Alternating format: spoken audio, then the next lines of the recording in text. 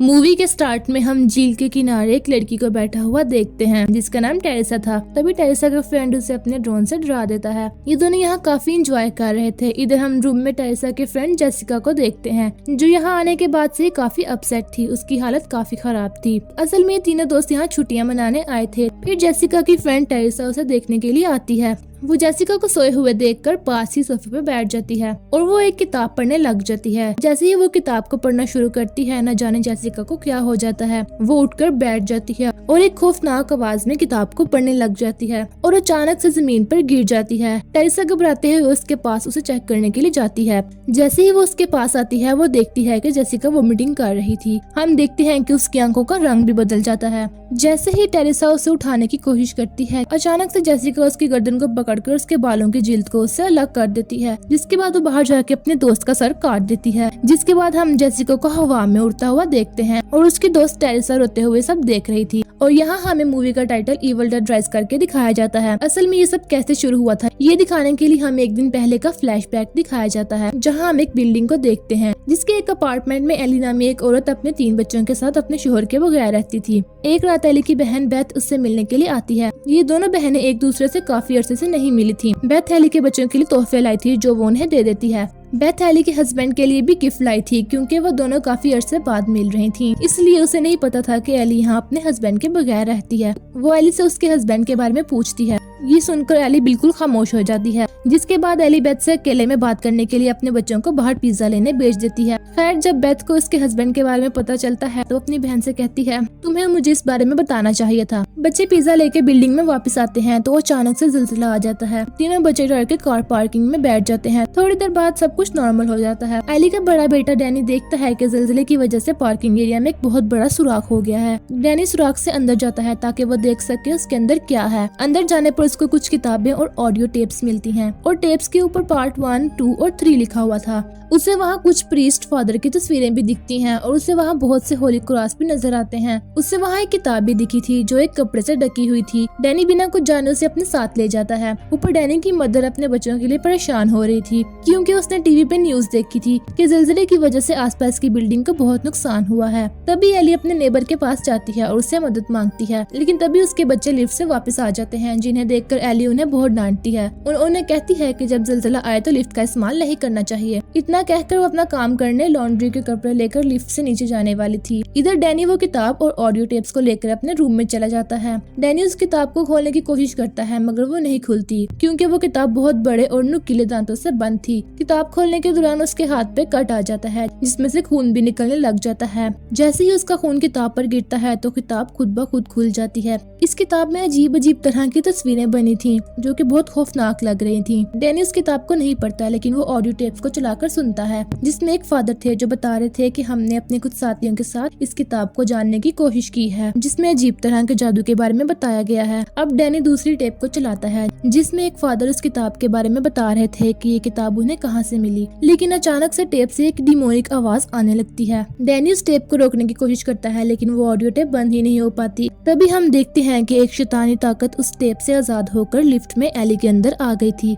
जो उससे लिफ्ट में मौजूद केबल्स के साथ बहुत दर्दनाक तरीके से बांध देती है और उसकी हड्डियों को भी बहुत बेरहमी से तोड़ देती है। डैनी उस ऑडियो टेप को बंद करने की बहुत कोशिश करता है लेकिन वो ऑडियो टेप तो बंद होने का नाम ही नहीं लेती। तभी उनके घर की लाइट चली जाती है और किताब के सफ़े भी अपने आप पलटने लगते हैं। एली की बड़ी बेटी जब लाइट चेक करने जाती है तो वो देखती है कि हर तरफ लाइट थी सिवाय उनके घर के। थोड़ी देर बाद एली घर वापस आ जाती है जो दिखने में थोड़ी अजीब लग रही थी। वो किचन में जाके अंडे बनाने लग जाती है जिनमें से कुछ अंडे खून से भरे हुए थे। एली की बहन और बच्चे ये सब देख रहे थे। तभी बेथ उसके पास आती है और उसे बुलाती है कि तभी एली उल्टियां करने लग जाती है जिसे देखकर बच्चे बहुत ज्यादा डर जाते हैं। एली जब थोड़ा होश में आती है तो वो बेथ से कहती है कि वो मेरे अंदर है, उसे मेरे बच्चों को कोई नुकसान मत पहुँचाने देना। ये कहते ही वो जमीन पर गिर जाती है और बेहोश हो जाती है, जिसे देखकर बेथ और एली के बच्चे उसे हॉस्पिटल ले जाने लगते हैं मगर वो लिफ्ट में जाने से डर रहे थे और ज़लज़ले की वजह से सीढ़ियां भी टूट गई थीं। तभी वो एली के नेबर्स की हेल्प से एली को रूम में ले जाकर बेड पे लिटा देते हैं। एली का नेबर उसकी आंखें बंद करता है मगर वो खुल जाती हैं। वो फिर बंद करता है फिर खुल जाती हैं। उन्हें लगता है कि एली मरने वाली है, इसलिए वो लोग उसके लिए प्रेयर करने लग जाते हैं।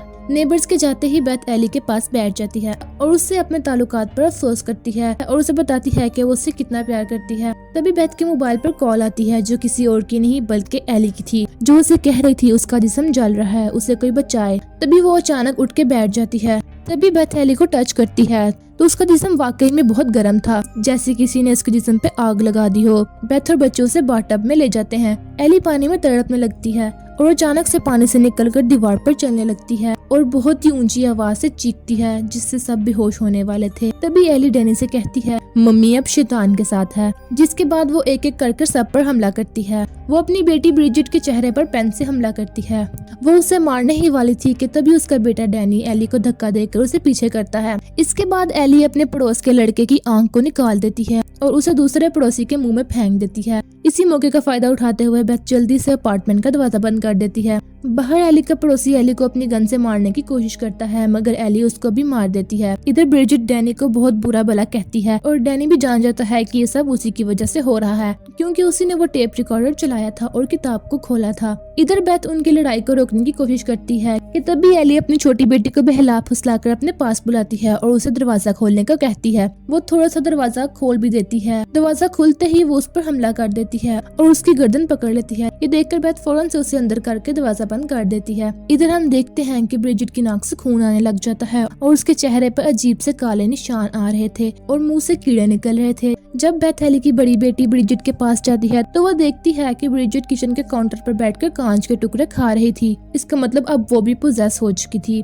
वो अपनी आंटी बेथ पर हमला कर देती है। इसके बाद वो अपने बहन भाई को मारने के लिए उनके पीछे भागती है। वो अपनी बहन को मारने के लिए आगे बढ़ती है कि तभी उसकी बहन अपनी डोल का नोकदार हिस्सा उसके मुंह में घुसा देती है, जिसके बाद डैनी ब्रिजिट को बेड के साथ बांध देता है। जिसके बाद वो अपनी आंटी को बता देता है कि ये सब कैसे इसकी वजह से शुरू हुआ था। ये सुनकर बेथ रूम में जाती है और उस टेप रिकॉर्डर को हेडफोन लगाकर सुनना शुरू करती है। तब बेथी को सारी सच्चाई का पता चल जाता है कि ये किताब एक प्रीस्ट को मिली थी और वो उसे पूरा पढ़ना चाहते थे, लेकिन फिर चर्च वालों ने फादर को चर्च से निकाल दिया था क्योंकि ये किताब एक शैतानी किताब थी। इस किताब में हेल के खतरनाक डीमंस को बुलाने के तरीके थे और ये इंसानी जिल से बनी थी और इस पे इंसानी खून से लिखा गया था। इधर बेथ ये सब सुन रही होती है। हम देखते हैं कि एली को वेंटिलेशन विंडो से अंदर आने का रास्ता मिल जाता है। इधर ब्रिजिट भी उठ जाती है और डैनी को आग लगा देती है। इधर एली भी अंदर आकर बेथ पर हमला करती है। बेथ उससे लड़ने की कोशिश करती है। एली यहाँ बोलती है कि मैं जो भी हूँ तुम मुझे कभी नहीं हरा सकती। एली बेथ को मारने ही वाली थी कि तभी एली की सबसे छोटी बेटी कैसी बेथ की तरफ कैंची फेंकती है, जो बेथ एली के मुंह में घुसा देती है, जिससे वो कुछ देर के लिए बेहोश हो जाती है। अब सिर्फ बेथ और कैसी बचे थे। बेथ जल्दी से गन उठाकर जाने लगती है कि तभी एली आ जाती है। बेथ फौरन उसी गन से एली पे गोली चला देती है, जिसके बाद एली अपनी बेटी को अपनी बातों में बहलाने लगती है, मगर कैसी उसकी बातों में नहीं आती और कहती है you are not my mom. तभी एली ने जिन पड़ोसियों को मारा था वो सब उठने लग जाते हैं। बेथ कैसी को लेकर जल्दी से लिफ्ट में चली जाती है, मगर लिफ्ट का दरवाजा बंद नहीं हो रहा था क्योंकि उसमें चाबियां फंसी हुई थी। कैसी जल्दी से चाबियां निकालकर लिफ्ट का दरवाजा बंद कर देती है और उसे चला देती है। जैसे ही वो स्टार्ट होती है लिफ्ट में खून आने लग जाता है जो आहिस्ता आहिस्ता करके बढ़ता जा रहा था। इधर डैनी और ब्रिजिट जो अब डीमन बन चुके थे वो एली के जिस्म को नोचना शुरू करते हैं। तभी किताब के सफ़े पलटना शुरू हो जाते हैं और एक सफ़े पर आकर रुक जाते हैं जिसमें एक अजीब सा क्रिएचर बना हुआ था। इधर लिफ्ट खून से भर गई थी। फिर जब लिफ्ट नीचे आकर रुकती है तो बेथ और कैसी लिफ्ट से बाहर आ जाते हैं और जल्दी से गाड़ी में बैठकर जाने लगते हैं। तभी एली जो कि अब उस किताब में बने उस क्रिएचर की तरह बन चुकी थी वो उनके सामने आ जाती है। बेथ और कैसी गाड़ी के पीछे छुप जाते हैं। एली अपनी छोटी बेटी पर हमला करती है। तभी बेथ जल्दी से चेन सा लेकर उसे मारने लगती है।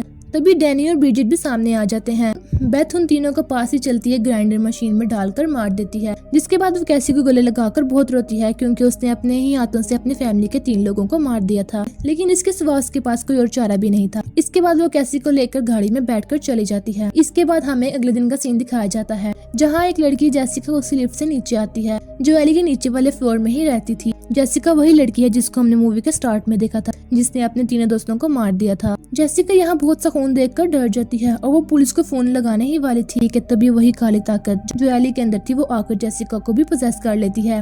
अब तो आपको समझ आ ही गया होगा कि असल में सब कैसे शुरू हुआ था और जेसिका ने अपने दोस्तों को क्यों इतनी बेरहमी से मारा था और अभी भी वो डीमन जेसिका के ही अंदर है। आगे क्या होगा ये कोई नहीं जानता। और इसी सस्पेंस के साथ मूवी यहीं एंड हो जाती है। अगर मूवी अच्छी लगी है तो वीडियो को लाइक और चैनल को सब्सक्राइब कर दें।